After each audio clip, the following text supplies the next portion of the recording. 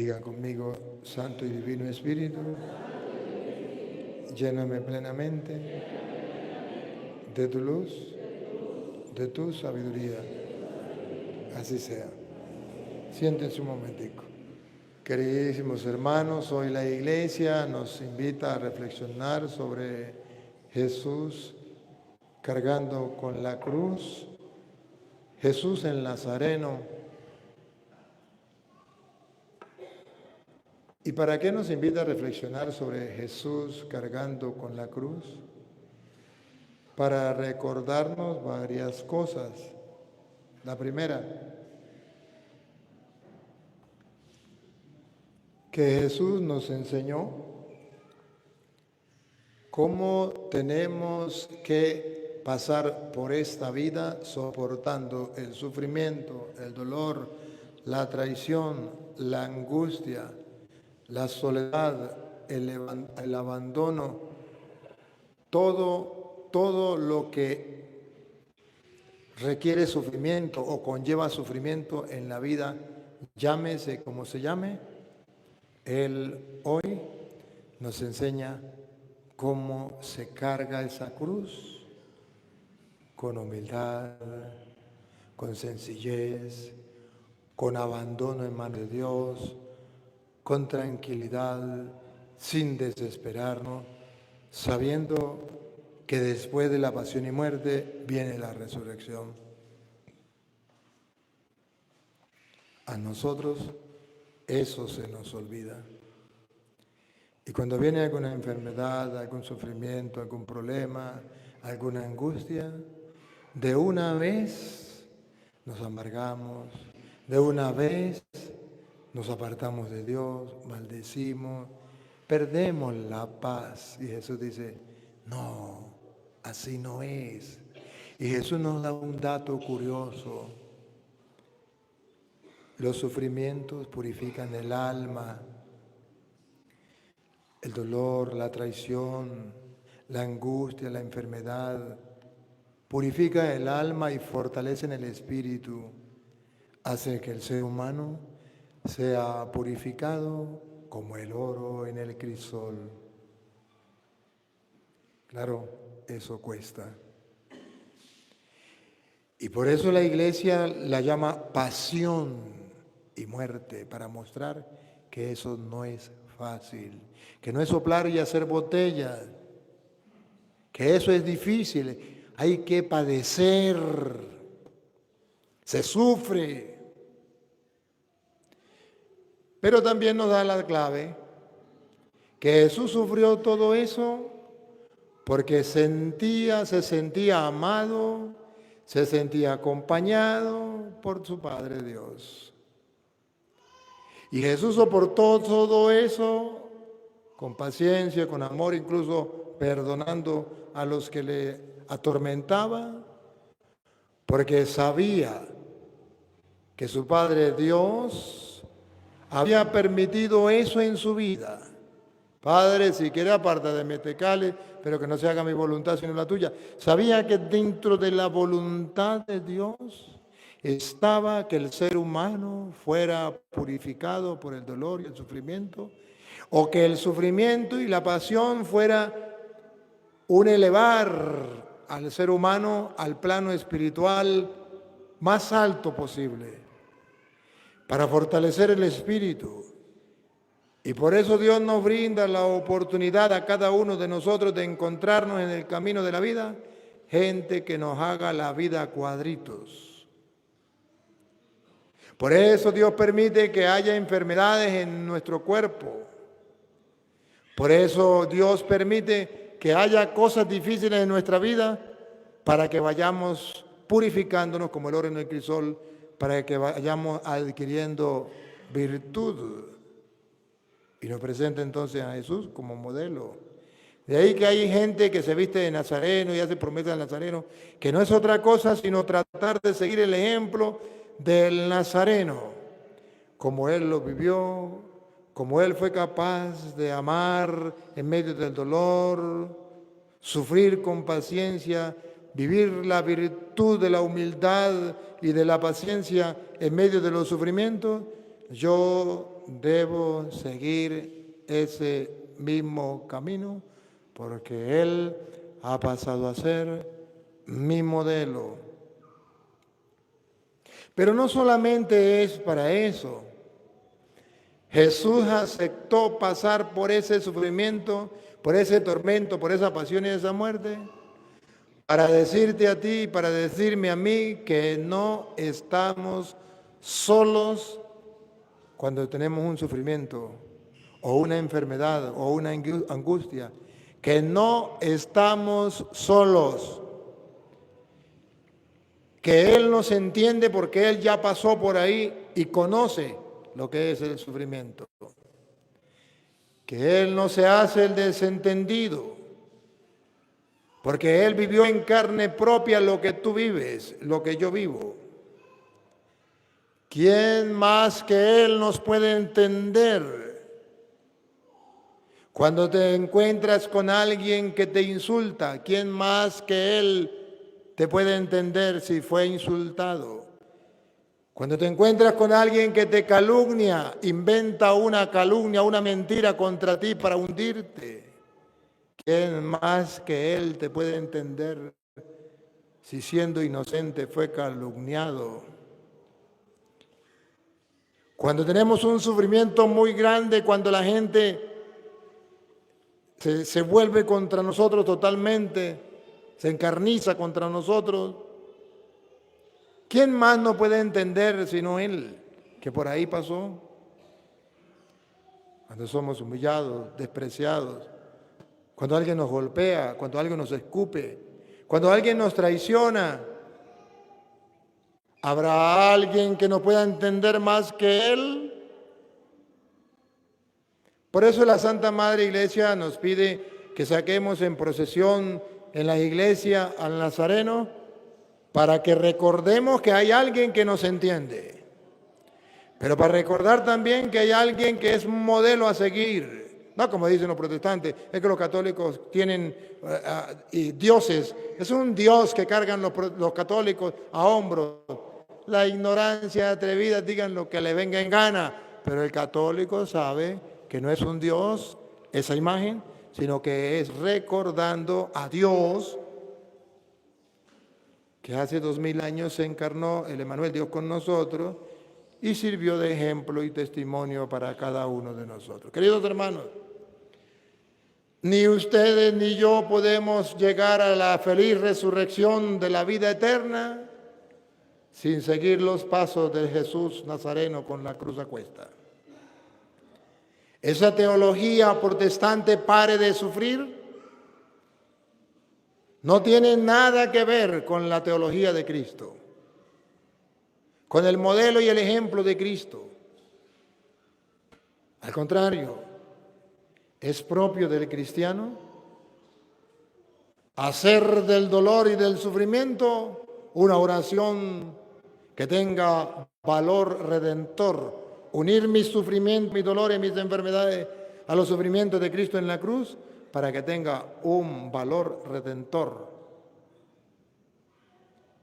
Y ahí entonces la fe en cada uno de nosotros para ofrecerle a Dios como una ofrenda mi sacrificio, mi enfermedad, mi sufrimiento, mi tormento, mi angustia. Ojo, después de que Jesús pasó por esos momentos de tormento y dificultad, podemos decirlo sin lugar a equivocarnos, que ha sido el hombre más hombre que ha pisado esta tierra. Y que ese hombre más hombre que ha pisado esta tierra fue humilde, guardó silencio, calló. A pesar de ser inocente, no se defendió. Para enseñarnos a nosotros la virtud de la humildad que tanta falta nos hace. Para enseñarnos a nosotros la virtud de la paciencia que brilla por su ausencia en la vida del cristiano.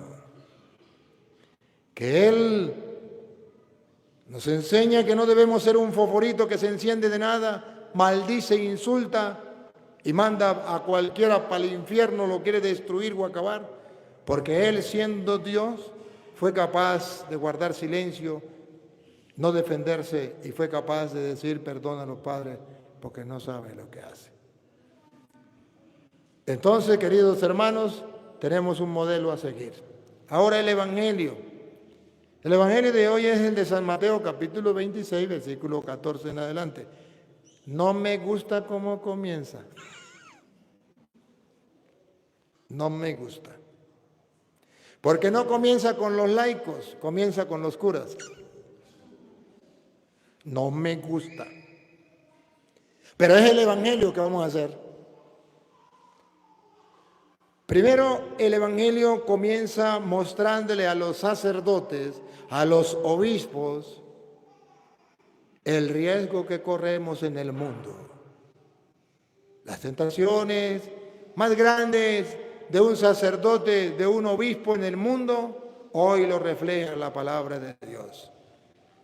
Y esto para los sacerdotes que quieran escuchar y que a lo mejor les llame un poquito la atención la palabra de Dios, los que no, no hay ningún problema. Seguimos siendo amigos. O ustedes cuando sean curas se acuerden de esto. Escuchemos. Entonces, uno de los 12... Comenzamos mal. Uno de los 12. O sea, de los 12 apóstoles, de los sacerdotes, de los 12 sacerdotes del Nuevo Testamento que Jesús dejó, uno de los 12, que se llamaba Judas Iscariote, fue a los principales sacerdotes. Vean esto. Presenta primero los sacerdotes del Nuevo Testamento. Judas, uno de los 12. Ahí están los sacerdotes del Nuevo Testamento. En los 12. Y de los 12, uno, Judas. Pero luego presentan los sacerdotes del Antiguo Testamento. Uno de los 12 fue a los del Antiguo Testamento. A los sumos sacerdotes, a los del Antiguo Testamento. O sea que no se escapan ni los sacerdotes del Antiguo ni los sacerdotes del Nuevo. Bárbaro. ¿Por qué? Porque al que más se le da, más se le exige. Y les dijo, ¿qué me queréis dar y os lo entregaré? Miren. La tentación más grande para el sacerdote del Nuevo Testamento, Judas, uno de los 12, es enseñorearse de Cristo. Es pasar de siervo a señor, adueñarse de Cristo. ¿Quién es el que vende al otro? ¿El siervo vende al señor o el señor vende al siervo o al esclavo? Normalmente el señor vende al esclavo como siervo, pero Judas vende a Jesús. ¿Qué está diciendo la Biblia? Que hay un peligro, que cuando el sacerdote, y de ahí para abajo todo el que sea, que cuando el obispo y de ahí para abajo todo el que sea, no está convencido que Cristo es el Señor,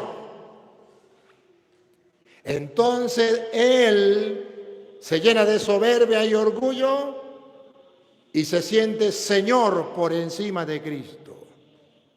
Y a Cristo lo toma como un esclavo, el cual él puede vender. Y este querer vender significa que Jesucristo, al no ser considerado por el sacerdote o por el obispo, tal y como es, como Dios y Señor, mereciendo respeto y obediencia y sintiendo que es Él el dueño mío, no yo el dueño de Él, ese es el pecado. Cuando el sacerdote se adueña de Cristo, se siente dueño de Cristo, entonces hace con Cristo lo que le viene en gana. Pregunto, ¿no será eso lo que los laicos están quejando hoy día cuando el sacerdote ve que un laico se acerca a recibir la comunión y se arrodilla delante de Cristo y no le da la comunión porque está de rodillas, le dice, si no se levanta no le doy la comunión, ¿no será que el sacerdote se está adueñando de Cristo como Judas? ¿Y qué pasa cuando el sacerdote el laico va a recibir la comunión en la boca y el sacerdote le dice, si no la recibe en la mano, no se lo doy, lárguese de aquí? ¿No será que ese sacerdote es un Judas moderno que se adueña de Cristo y hace con Cristo lo que le da la gana? ¡Claro que sí! Digan lo que quieran, pero la Biblia dice que es un Judas que se apoderó de Cristo, se adueñó de Cristo y es capaz de venderlo. Pero bueno, si eso lo hace un sacerdote, gracias a Dios fue uno de 12. La Biblia fue, eso es lo único que me emociona. Me duele porque habla de los sacerdotes, pero me fascina porque es uno de 12. Entonces eso me da un consuelo. No son todos, pero sí los hay. Queridos hermanos, tenemos dentro de la iglesia, tristemente, sacerdotes capaces de adueñarse de Cristo y creerse en los dueños de Cristo, y no solamente de Cristo, sino de todas las cosas de Cristo. Por esos sacerdotes que venden misa, por esos sacerdotes que venden sacramentos, se adueñaron, dueños y venden. ¿Que los hay? Pululan.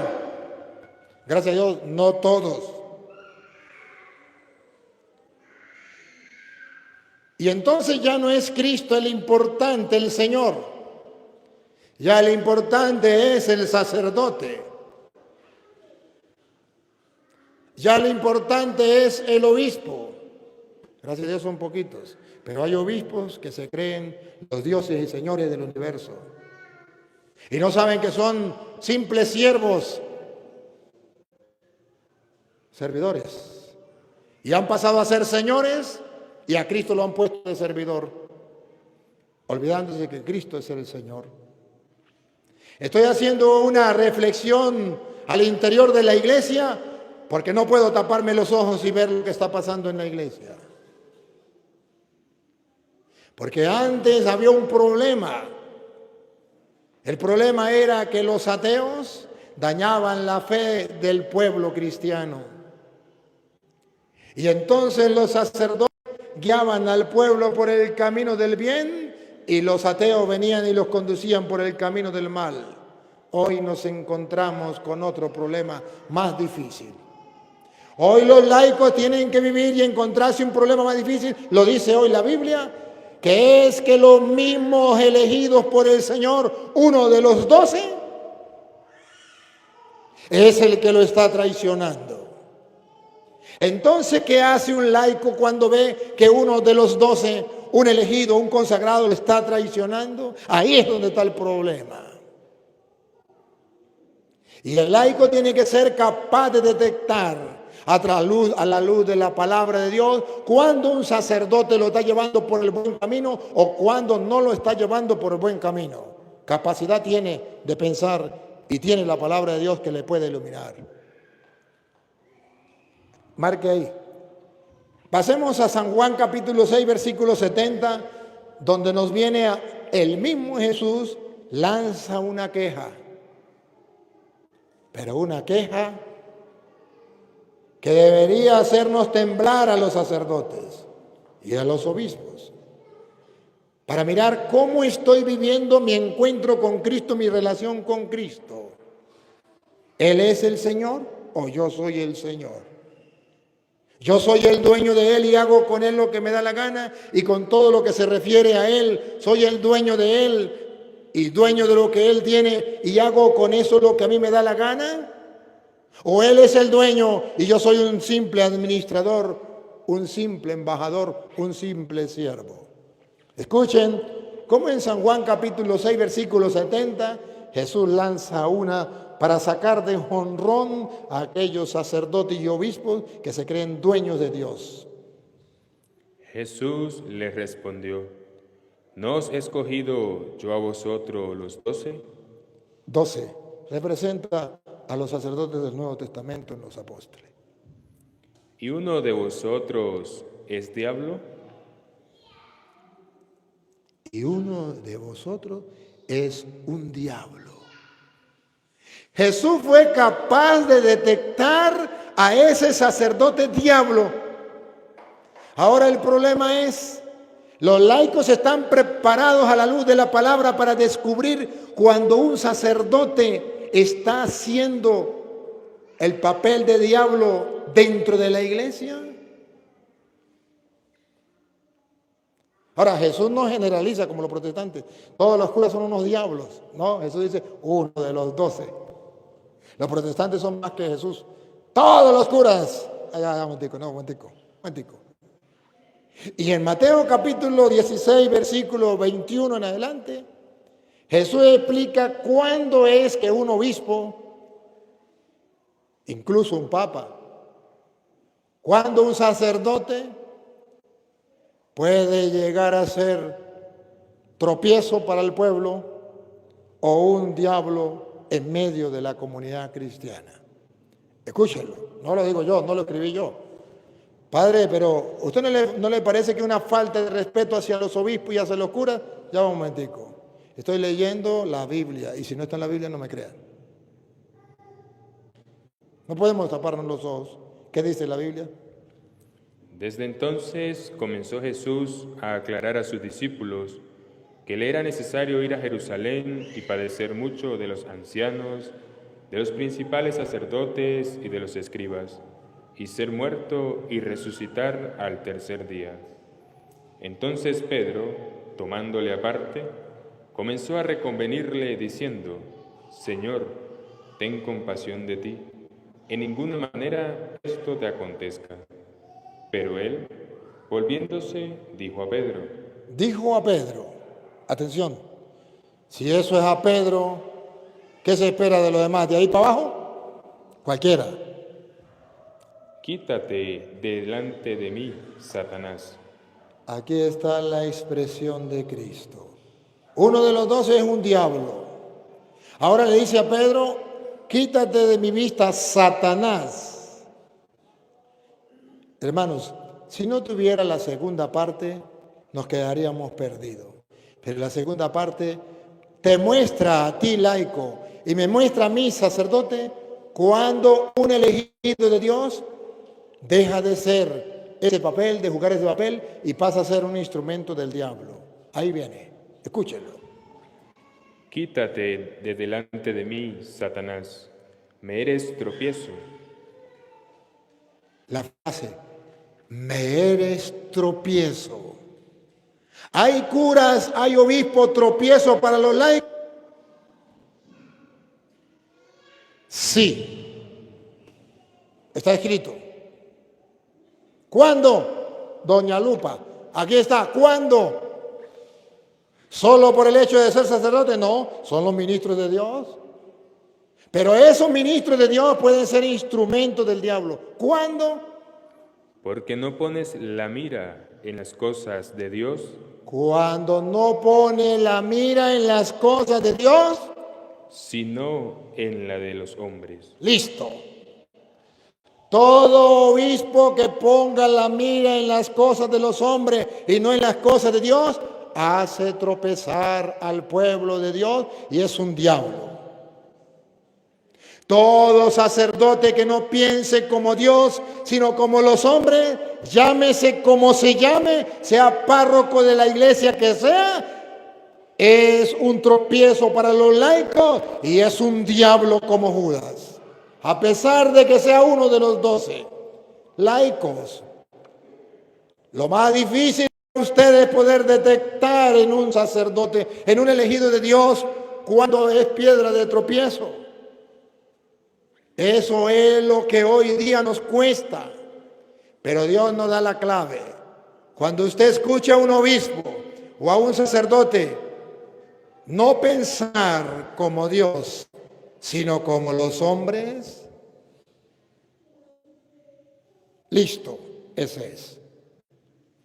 De ahí el llamado que Jesús nos hace a los sacerdotes y a los obispos, de que en la mente de nosotros nunca debe estar la corriente humana, la filosofía actual o la filosofía del momento, sino que en la mente de nosotros y en el corazón de nosotros los sacerdotes debe estar siempre y para siempre la palabra de Dios, que ha de ser lámpara para nuestros pasos, luz en el sendero, como lo dice el Salmo 119, 105. Si algún sacerdote o algún obispo me escucha en cualquier parte del mundo, le pido perdón, no se moleste. Solamente estoy haciéndole una advertencia al pueblo de Dios, advertencia que Jesucristo mismo dice. ¿No lo leí yo a ustedes y uno es un diablo? Que Jesucristo mismo dice, apártate de mí, Satanás, porque no piensa como Dios, sino como los hombres. En pleno siglo XXI, esa es la tentación más grande de los sacerdotes y de los obispos. Pensar como los hombres y no pensar como Dios. Llevarle la cuerda al nuevo orden mundial, a los poderes del mundo, a los políticos, gobernantes, y pensar como ellos, y hablar como ellos, actuar como ellos, olvidando a la palabra de Dios para que no lo metan en problemas, para que no lo señalen, para que no lo metan preso, para que no le quiten la vida. Esa es la desgracia más grande, porque siendo ministro, sacerdote del Dios Altísimo, pasa a ser tropiezo para el pueblo y pasa a ser un diablo.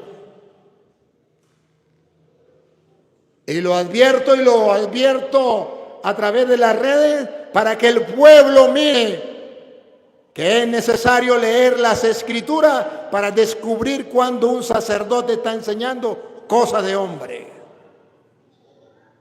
Por eso el día en que ustedes escuchen a un sacerdote que diga que eso es lo mismo, estar casado o vivir en concubinato, que eso no hay ningún problema, diga, apártate de mí, Satanás, me eres tropiezo porque piensas como los hombres y no como Dios. Por eso cuando un sacerdote le diga que eso no hay problema, que un hombre se case con otro hombre, inmediatamente debe la palabra de Dios resonar en su mente y en su corazón y decir, apártate de mí, Satanás, porque no piensas como Dios, sino como los hombres. Me eres tropiezo. El día en que diga un sacerdote que hay que legalizar que una mujer mate a su hijo en el vientre, ese día usted puede descubrir claramente que eso es un instrumento del diablo, aunque sea un elegido, uno de los 12. Aunque sea un obispo,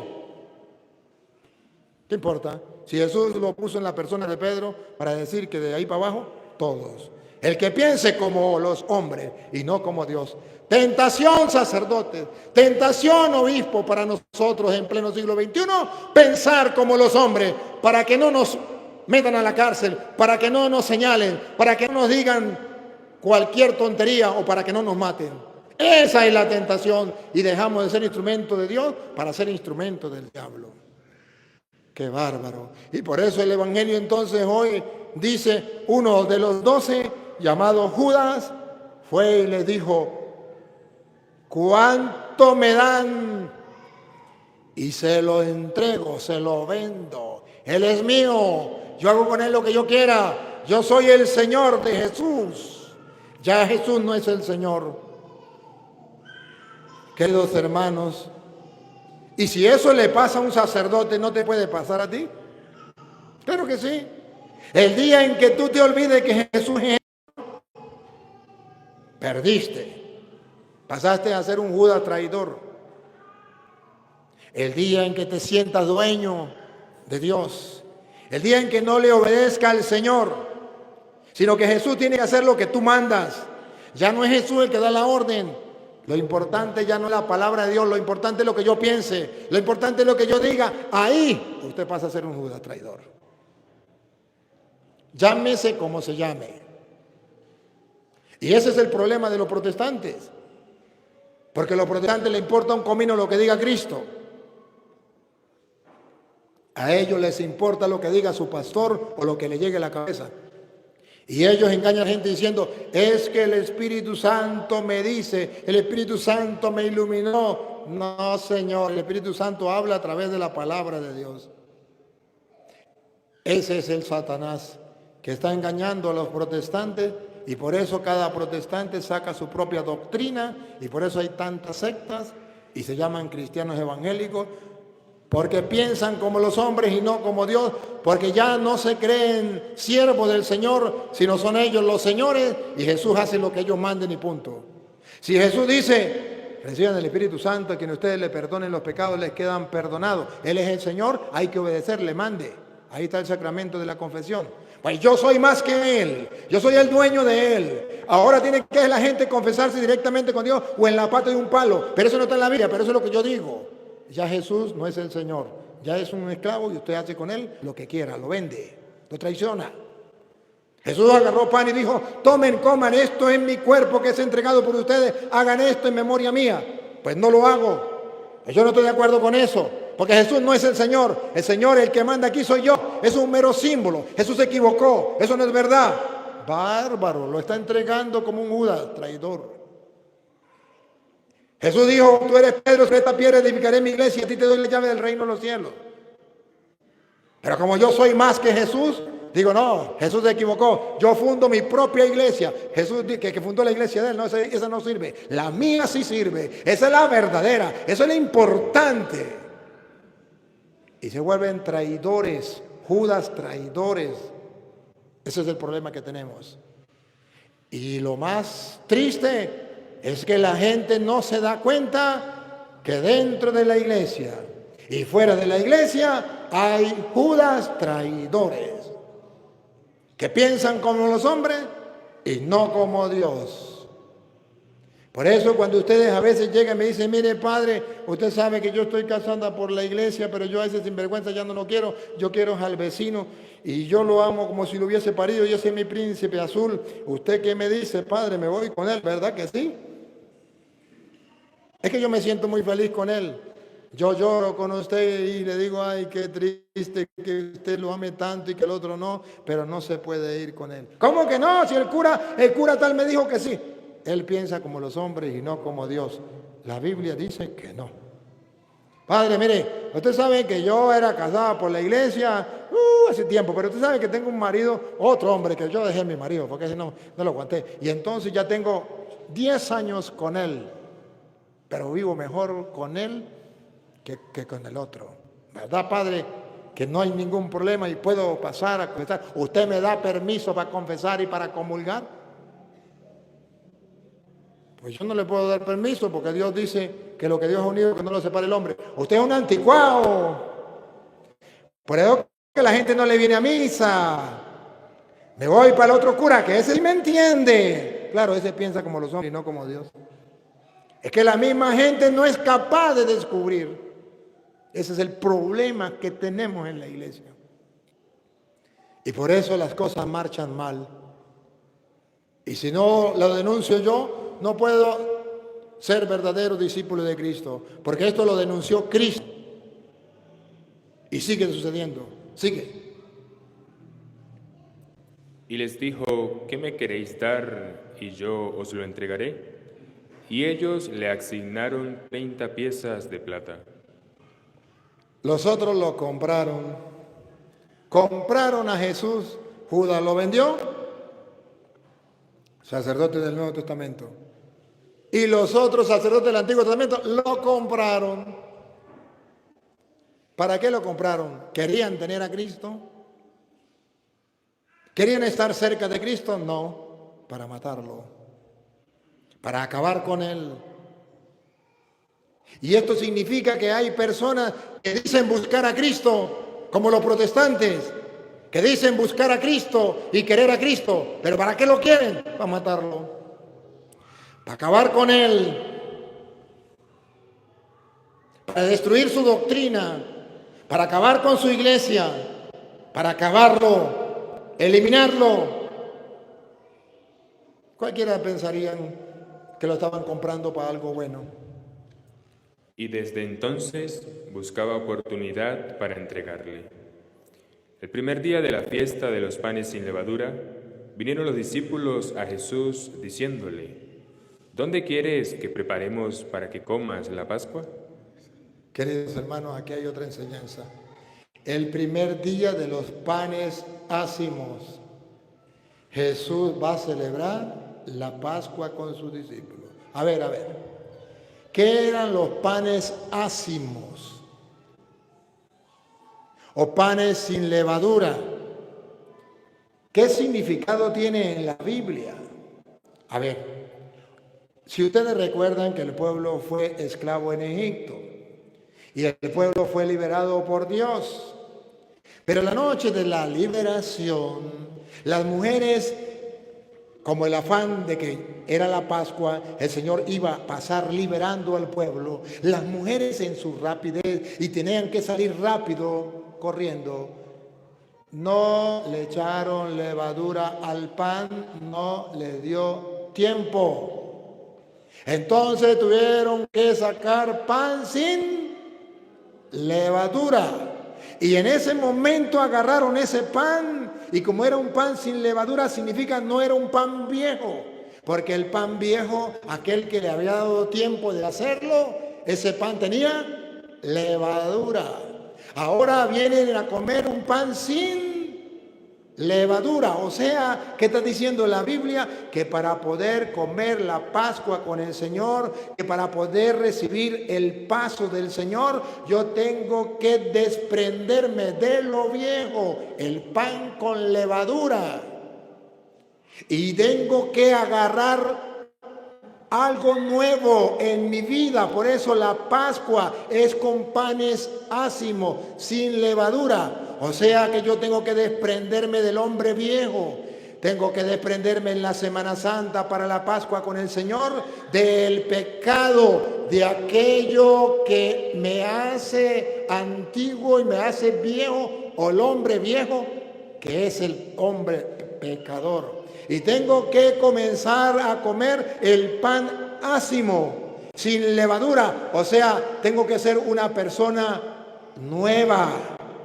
Y ese pan sin levadura nuevo era el pan de la Pascua. O sea, el especial para el paso del Señor, que era el Señor pasa y yo no puedo esperar para tarde. Yo no puedo esperar hasta echarle levadura al pan, hasta que el pan fermente. Tiene que ser rápido, tiene que ser ya. O sea, que para el paso del Señor yo no tengo que posponer nada, no tengo que dar más tiempo. Es ya, es urgente ya, que yo tengo que salir al encuentro del Señor. Este es el momento, esta es mi oportunidad, esta es mi Semana Santa, este es el paso del Señor y yo no me puedo quedar sin Él. Yo no puedo darle prórroga a la conversión.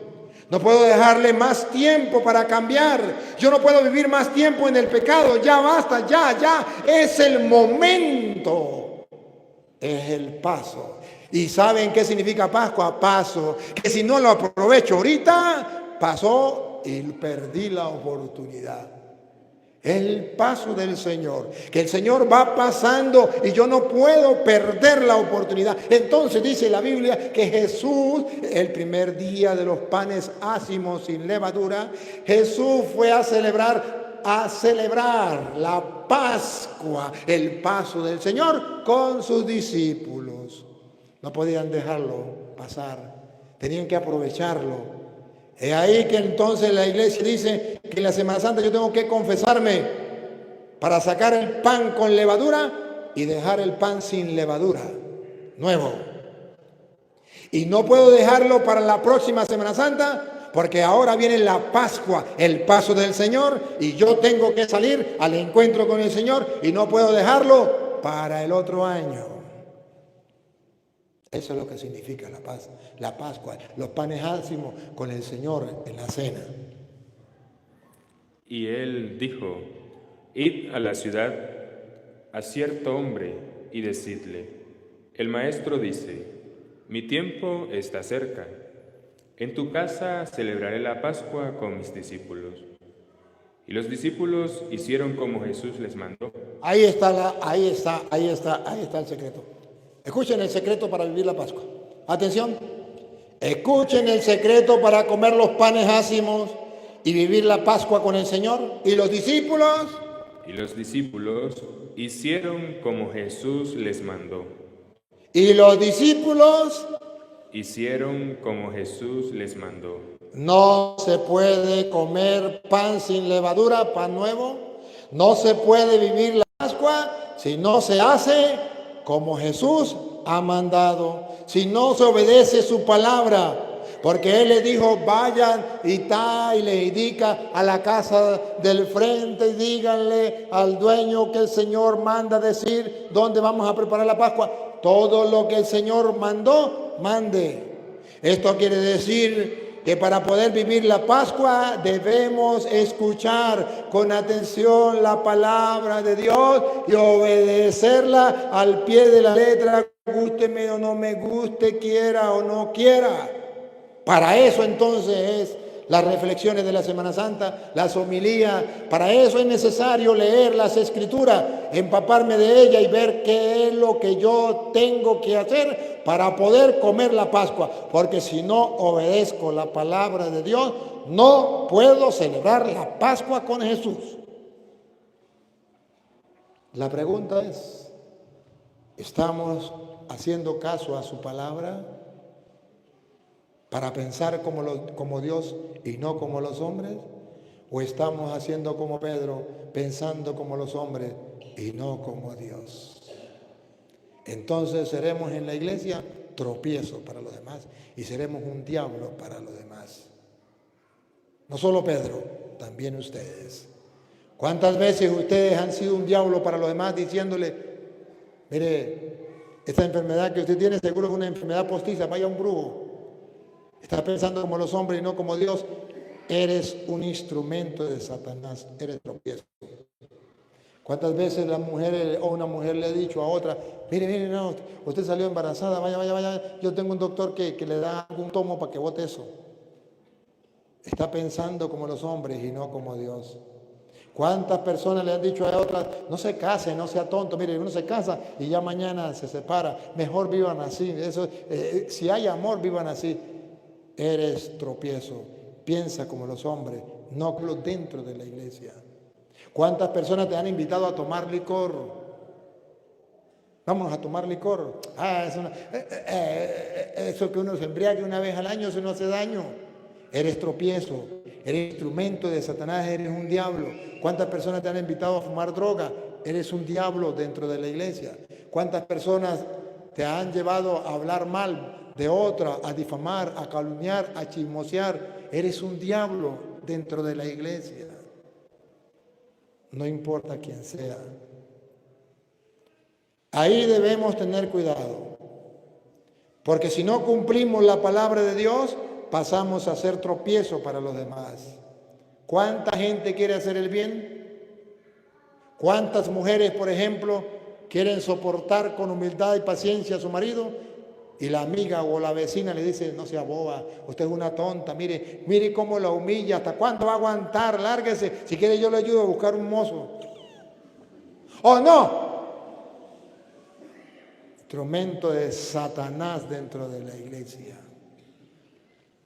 Hombres, haciéndole la segunda a otro hombre, porque es mi compañero, porque es mi amigo, le hago la segunda para que esté con otra. ¿No le parece que es un diablo? Claro que sí, un instrumento de Satanás. Y seguimos. Para vivir la Pascua con panes ácimos sin levadura, tenemos que obedecer tal y como Jesús ha dicho, su palabra. Y prepararon la Pascua. Ahí sí se prepara la Pascua. Listo. Cuando llegó la noche, se sentó a la mesa con los 12, y mientras comían, dijo. Mientras comía, dijo. Aquí hay otra enseñanza para nosotros. De cierto os digo, que uno de vosotros me va a entregar. A ver. ¿Qué pasó? Jesús dice, de cierto os digo que uno de vosotros me va a entregar. ¿A ustedes les parece que es correcto eso? ¿A ustedes les parece que Jesús actuó de la mejor manera? ¿Por qué dice uno de vosotros? ¿Por qué no habla claro? Él no es el camino, la verdad y la vida. ¿Le tiene miedo a Judas o qué? Tenía que decirle, les aseguro que Judas, usted Judas, esta noche me va a entregar. Jesús no hizo eso. ¿Sabe qué dijo Jesús? Les aseguro que uno de ustedes me va a entregar. ¿Por qué Jesús no dijo, Judas, tú me vas a entregar? Porque si le dice Judas, tú me vas a entregar, Jesús está diciendo que la persona es capaz de darse cuenta de su pecado rápidamente. Pero si Jesús dice, uno de ustedes me va a entregar, está dibujando que el ser humano no es capaz de descubrir cuando está pecando. Incluso que peca y no se da cuenta. Y dice Judas, cuando Jesús, más adelante ustedes lo van a escuchar, que Judas se atreve a decirle, ¿seré yo, Señor? ¿Acaso seré yo? Y ahí sí Jesús lo revienta. Tú lo has dicho. Entonces cuando la Biblia dice, uno de ustedes me va a entregar, en castellano significa, nadie puede llegar a la Semana Santa sin hacer un verdadero examen de conciencia.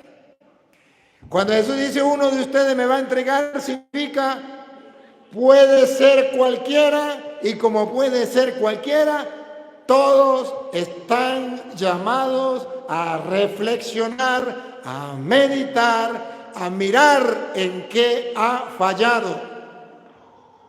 Uno de ustedes significa cada uno particularmente tiene que darse cuenta que está hablando, se está dirigiendo a él. Uno de ustedes.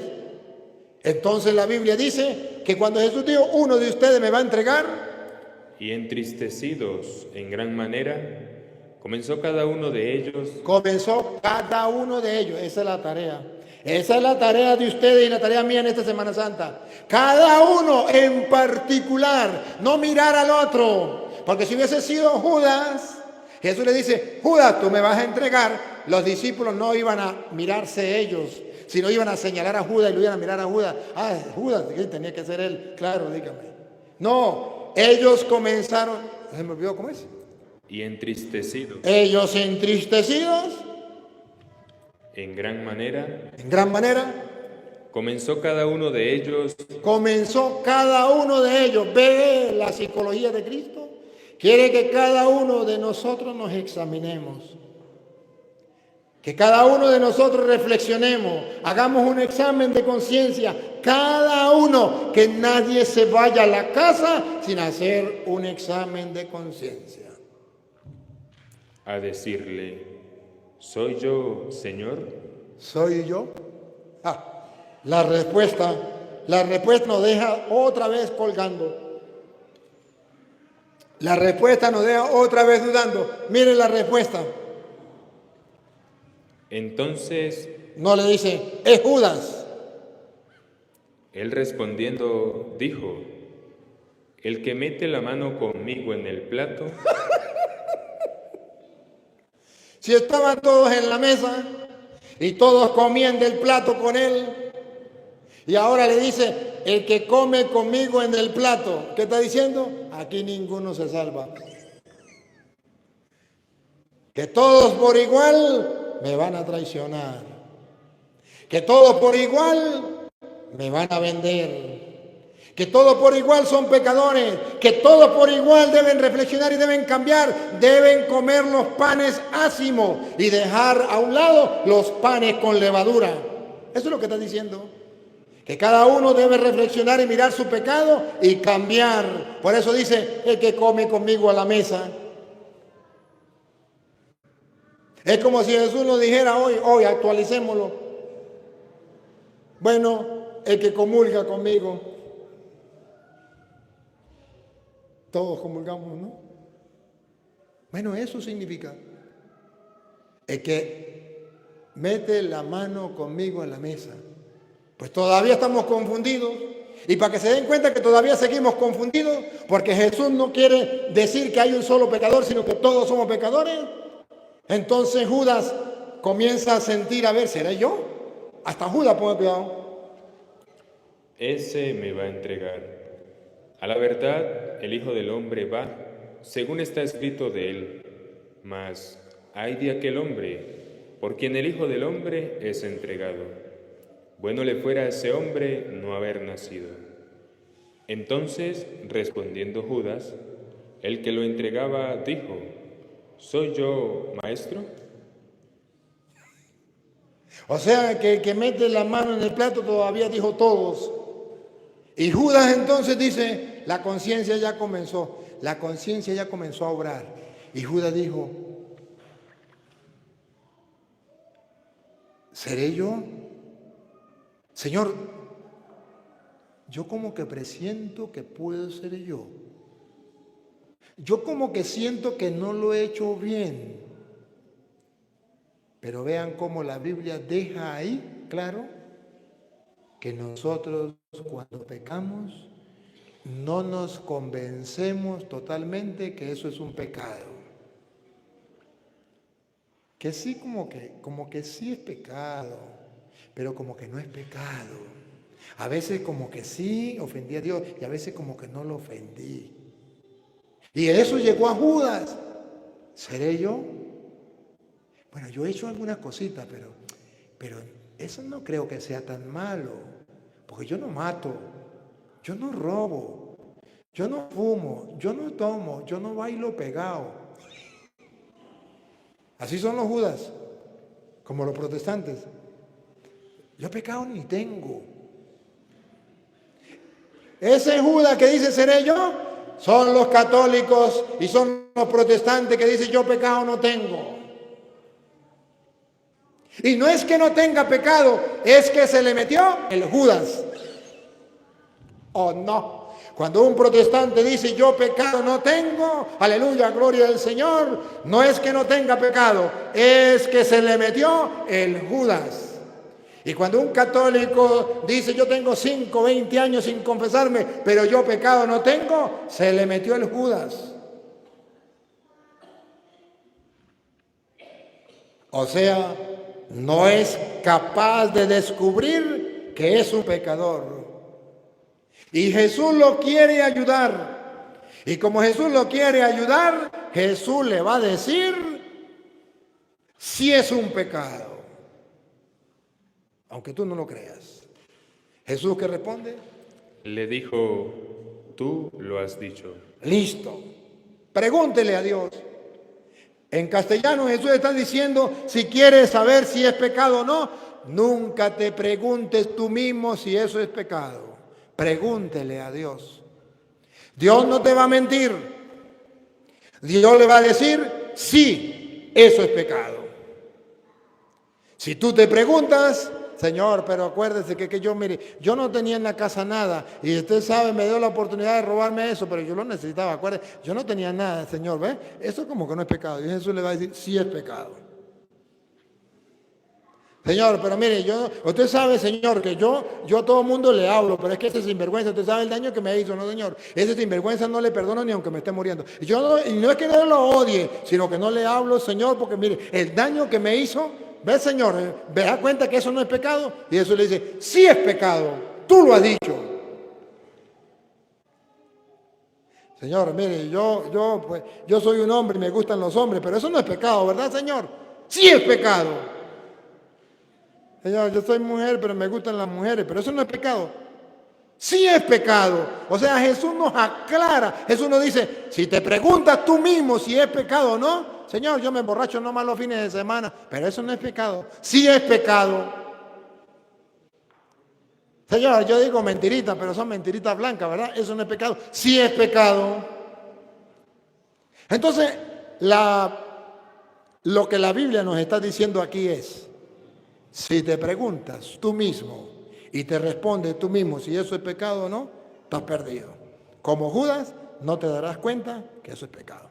Pero si te preguntas a Jesús con sinceridad, Jesús te va a aclarar. Oye, y un poquitico más atrás, Jesucristo dice lo duro que es vivir como Judas en el pecado y sin darse cuenta de ello. Uno de ustedes me va a entregar, y todos se pusieron a decir, ¿seré yo? ¿Seré yo? ¿Seré yo?